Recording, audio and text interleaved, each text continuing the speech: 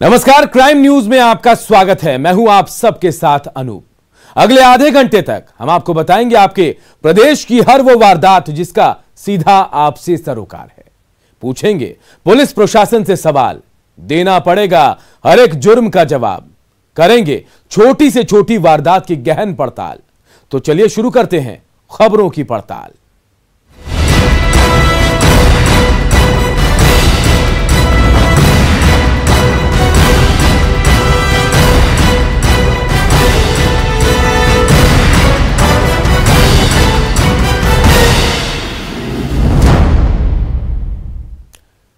सबसे पहले बात बेखौफ बदमाशों की। वैशाली के महुआ थाने के गद्दोपुर गांव में अपराधियों ने दो सगे भाइयों को गोली मार दी। अपराधियों ने दोनों भाइयों को उस वक्त गोली मारी जब वो सो रहे थे। गोली लगने से घायल विकास और अमित दोनों का प्राथमिक उपचार स्थानीय स्तर पर कराया गया। इसके बाद दोनों को पटना रेफर किया गया। अभी तक घटना के कारणों का खुलासा नहीं हो पाया है। फिलहाल पुलिस इस मामले की छानबीन कर रही है।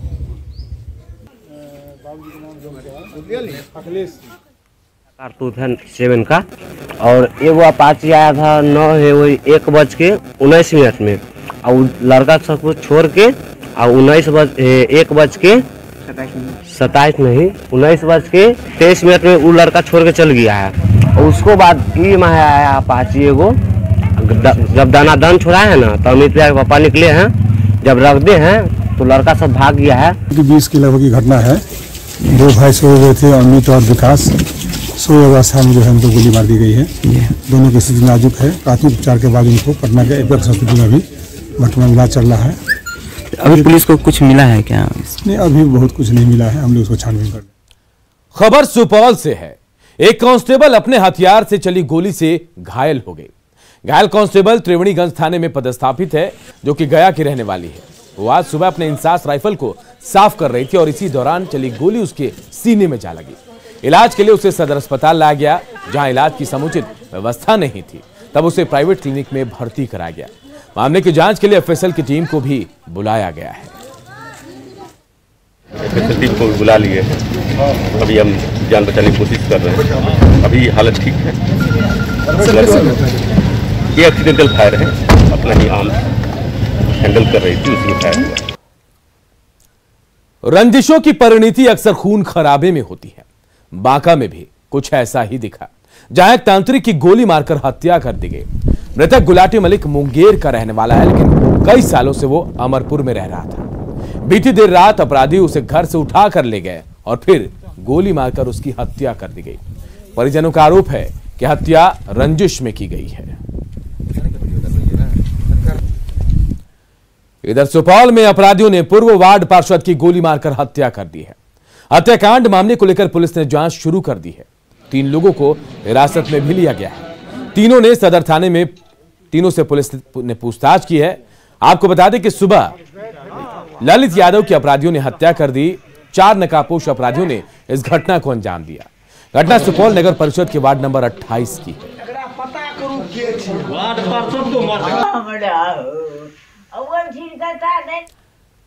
वैशाली के महनार में बाइक सवार अपराधियों ने एक महिला से 29,000 रुपए छीन लिए और घटना को अंजाम देकर फरार हो गए। चोरी की पूरी वारदात सीसीटीवी कैमरे में कैद हो गई। आप खुद देखिए कि कैसे बाइक सवार अपराधी महिला का पीछा कर रहे हैं और दिन दहाड़े पैसे छीनकर कैसे वो आराम से फरार हो गए। फिलहाल पुलिस मामले की छानबीन कर रही है। अगर पता लगे तो अच्छा बात ना है। भाई तो चोर है, चोर हो पकड़ा गया नहीं है, वो चोर पकड़ा नंबर नहीं हो जाएगा उतना। जूम का एसडी का जो है कैमरा नहीं है।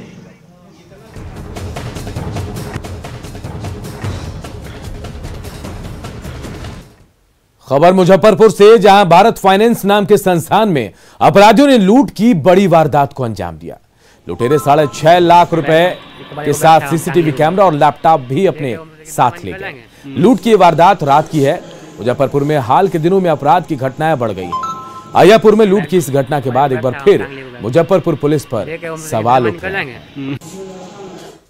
6-7 लोग आए हुए थे, लूट हुई है। अभी तक मतलब ब्यौरा वहाँ पे सब स्टाफ आया तो वो लोग जितना जो करता है वो सब लोग का टैब लेके चल गया है।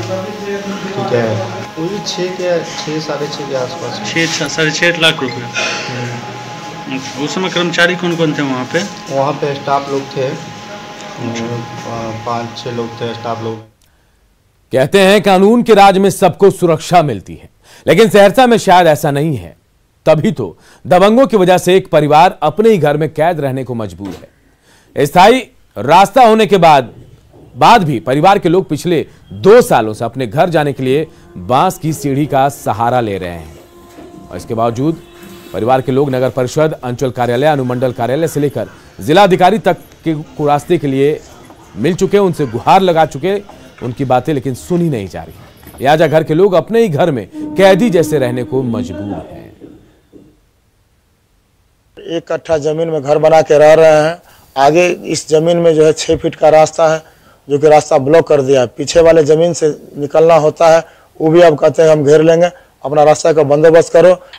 ब्लॉक कर दिए, बोलते हैं नहीं तुम लोग का रास्ता नहीं है, जबकि केवाला में लिखा हुआ है 6 फीट का रास्ता। आने जाने का हम लोग का बहुत दिक्कत इधर से हो रहा है। बांस का सीढ़ी है, जिसके ही से आते जाते हैं रास्ते से, तो वो भी अब बोल रहे हैं कि सीढ़ी हटा लीजिए। अंचलाधिकारी द्वारा और थाना अध्यक्ष सदर को भी निर्देश दिए हैं कि जो उसको जाके स्पॉट वेरिफिकेशन करके और रिपोर्ट करने के लिए जिस व्यक्ति का जो ये निजी जमीन का मामला है, तो उसमें हम लोग जांच करवाकर उसका रास्ता बहाल करने के लिए यथासंभव प्रयास। पटना से अगवा राइस मिलर भाइयों को गायब हुए 19 दिन हो गए, लेकिन अब तक पटना पुलिस उनका सुराग नहीं लगा पाई। पुलिस ने मामला भी दर्ज कर लिया, SIT तक का भी गठन हो गया, लेकिन दोनों भाई कहां गए इसका अब तक पता नहीं चल पाया। जाहिर है परिजन अनहोनी की आशंका से डरे हुए हैं।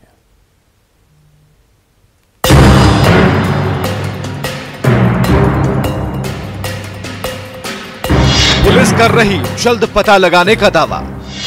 परिवार का शक है कुछ लोगों पर, उनके भी हम लोग गतिविधियों पर नजर रखे हुए हैं और शीघ्र हम लोग उद्भेदन इसके से कर लेंगे। कुछ लीड्स हम लोग को मिले हैं। मां को आश्वासनों पर नहीं है भरोसा। पुलिस कर रहा है, कोई रिपोर्ट नहीं मिला, अभी तक पता नहीं चला। पिता चाहते हैं कैसे भी लौट आए लाल। हम कहनी सर के हमारा कहीं से अथी कर लो, तो हम लोग अथी लगे हुए हैं। आंखों में बेबसी के आंसू लिए ये हैं 70 साल के भरत प्रसाद। कई दिनों से बेटों का इंतजार कर रहे हैं, लेकिन दोनों बेटे कहां हैं इसकी खबर परिवार को तो क्या पुलिस को भी नहीं है।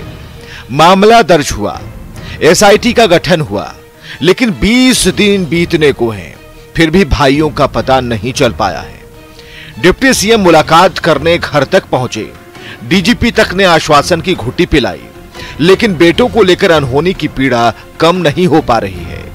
अब तो धैर्य भी जवाब दे चुका है। परिजन पुलिस की कार्यशैली से असहज महसूस कर रहे हैं।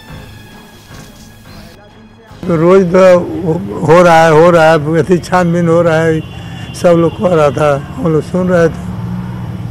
8 दिन लग गया, वो अक्सर सफारी गए थी में 8 दिन के बाद मालूम हुआ कि बैठ के गया है। सबको कहना है कि वो लोग चल गए हैं, लेकिन हमको इस संतुष्टि नहीं है कैसे चल गए। हम लोग कोई साक्ष्य मांग रहे हैं कि आप वाकई में चल गए हैं, जिससे हम लोग को संतुष्टि मिल जाए। बाकी तो हम लोग को परिवार के साथ है, साथ चल रहे हैं। पुलिस ये कह रही है कि वो चले गए हैं, लेकिन जी जाने के पीछे कोई रीजन भी तो होना चाहिए। ये हम लोगों को नहीं पता है, ऐसा हमारे घर में कोई ऐसा बात नहीं हुआ था। 19 दिन के बाद पुलिस दोनों भाइयों का पता लगाने में नाकाम रही है, लेकिन आलाधिकारी दावों का हवाई महल बनाते नहीं थकते। सवाल है कि सिर्फ दावा करने और अपनी पीठ थपथपाने से दोनों व्यवसायी भाई मिल जाएंगे या फिर इसके लिए ठोस कदम उठाना होगा।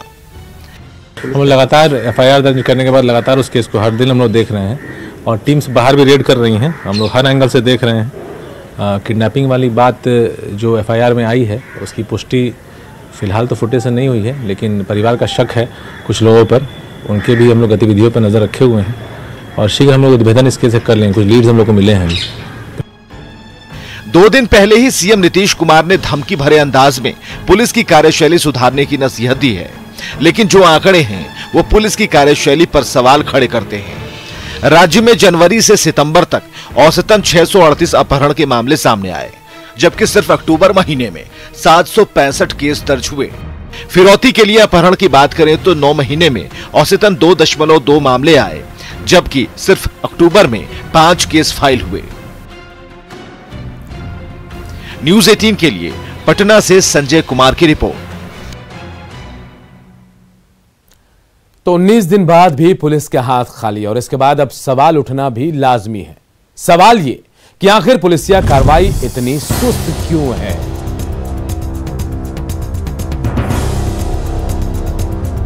तो देखिए, सवाल यह भी उठ रहा है कि पीड़ित परिवार को आखिर न्याय कब मिलेगा,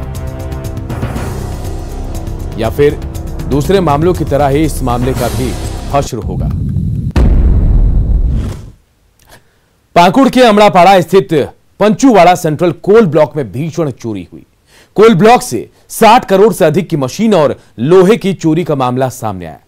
पैनम कोल कंपनी के सीनियर मैनेजर गौतम कुमार सामंतो ने अमड़ापाड़ा थाने में इसे लेकर एफआईआर दर्ज कराया। मामले की शिकायत के बाद पुलिस जांच में जुट गई है। जांच के दौरान पैनम कोल कंपनी के सीनियर मैनेजर भी मौजूद थे।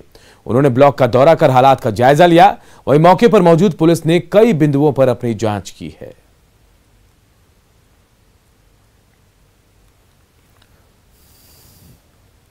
और देखिए, सवाल भी उठ रहे हैं इस चोरी के बाद कि आखिर किसके भरोसे इतनी कीमती मशीनें यहां रखी गई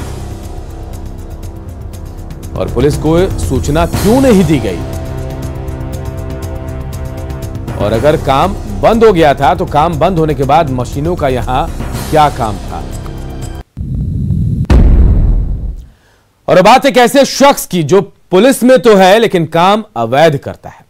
कहानी ऐसे क्राइम की जो खुद पुलिस वाला कर रहा था, लेकिन जब पोल खुली तो परिणाम यह हुआ कि पुलिस वाला सस्पेंड हो गया। वर्ष 2015 में पटना से गायब हुआ बुलेट मोटरसाइकिल दुमका के मुफस्सिल थाना में रखा हुआ है। हम आपको इस बुलेट की कहानी बताने जा रहे हैं।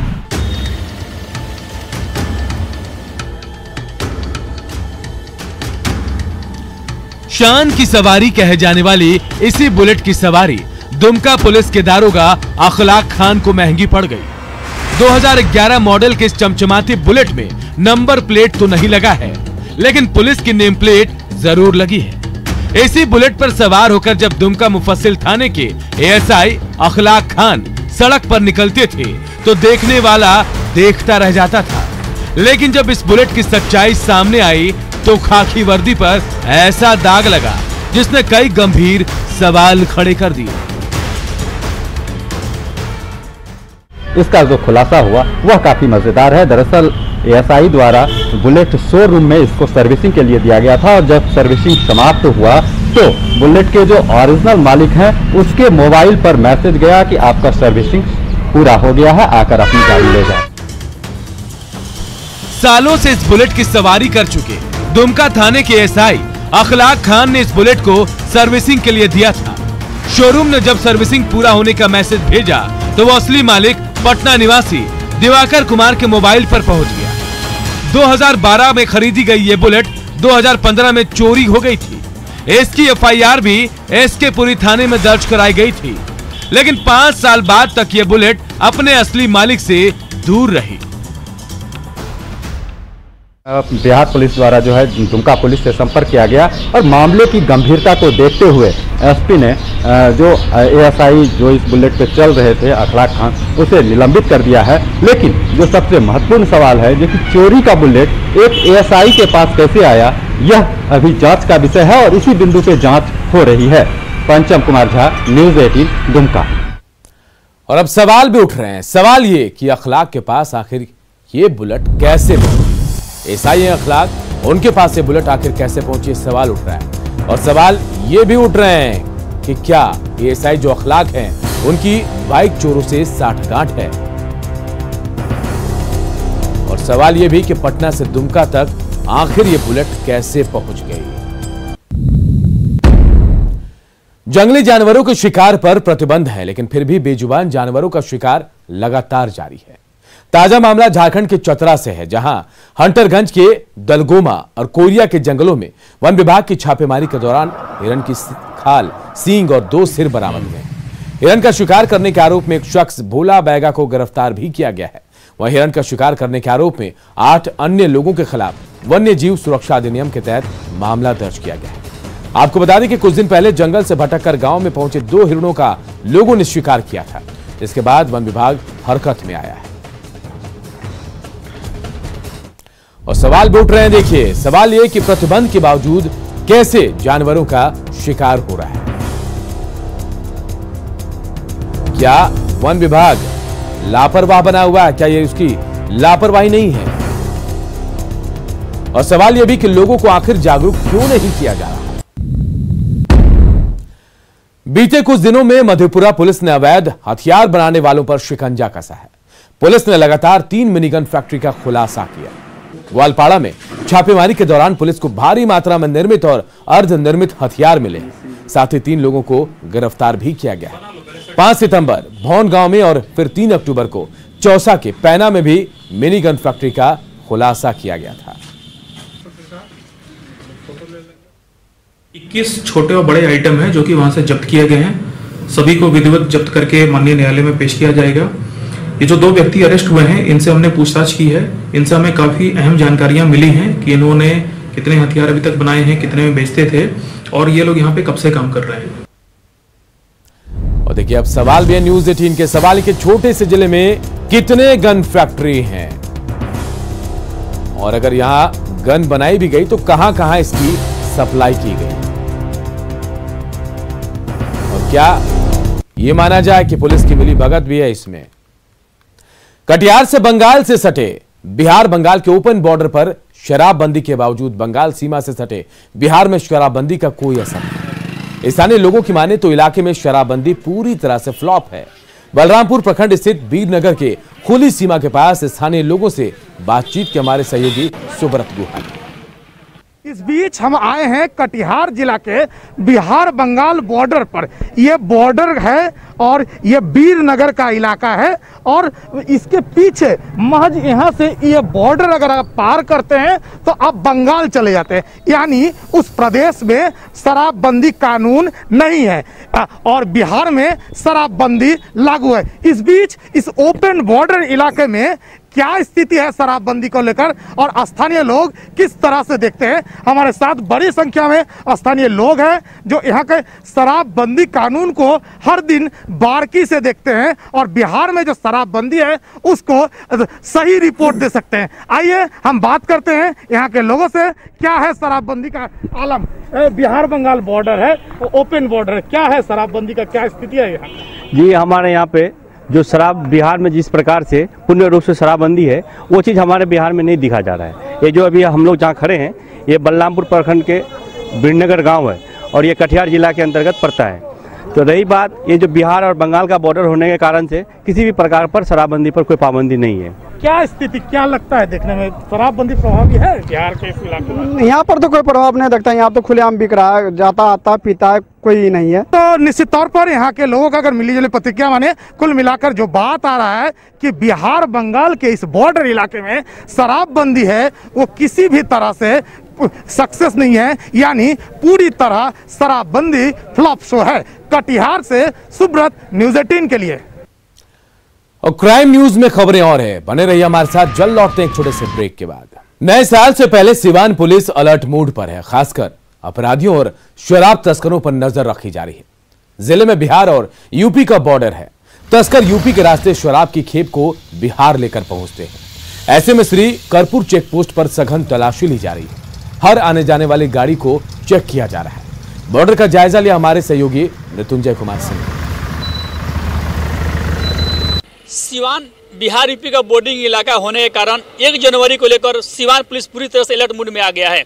आप देख सकते हैं सिवान पुलिस द्वारा लगातार वाहन चेकिंग किया जा रहा है। चूंकि बॉर्डरिंग इलाका है और यहाँ से शराब जो कारोबारी है लगातार शराब की खेप ले जाते हैं।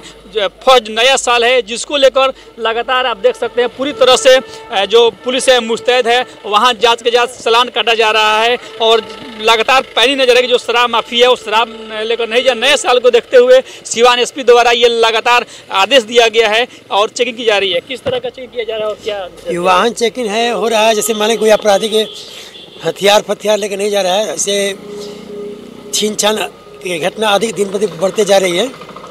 इसी के संबंध में हम लोग शराब को भी देखते हुए इस तरह का शराब भी माफिया बहुत गाड़ी पर लेकर जा रहा है सब लोग। ये सब चेकिंग चल रहा है। तो सिवान एसपी द्वारा नए साल को देखते हुए लगातार पैनी नजर है। सिवान जिले के जो विभिन्न थाने हैं वहाँ आदेश दे दिया गया है कि आप लोग पैनी नजर रखें। जो शराब कारोबारी है वो शराब की खेप को लगातार ले जा रहे हैं, जिसको लेकर वही नए साल में जो आपराधिक घटनाएं हैं वो न हो, जिसको लेकर सिवान एसपी द्वारा लगातार निर्देश दिया जा रहा है, जिसको लेकर सिवान पुलिस अलर्ट मोड में आ गई है। Mrityunjay Kumar Singh, news 18 Siwan. Sahebganj railway station पर सुरक्षा की बड़ी अनदेखी हो रही है। यहाँ स्टेशन कैंपस में सीसीटीवी कैमरा नहीं है। ऐसे में असामाजिक तत्व हमेशा सक्रिय रहते हैं। वहीं इनकी आपराधिक गतिविधियों पर रोक लगाना भी पुलिस के लिए चुनौती बन गई है। घटना सामने के आने के बाद भी जीआरपी को कोई सुराग नहीं मिल पाता। लोगों ने कैंपस में सीसीटीवी लगाने की मांग की है। साहेबगंज रेलवे स्टेशन का जायजा लिया हमारे सहयोगी निशांत कुमार ने।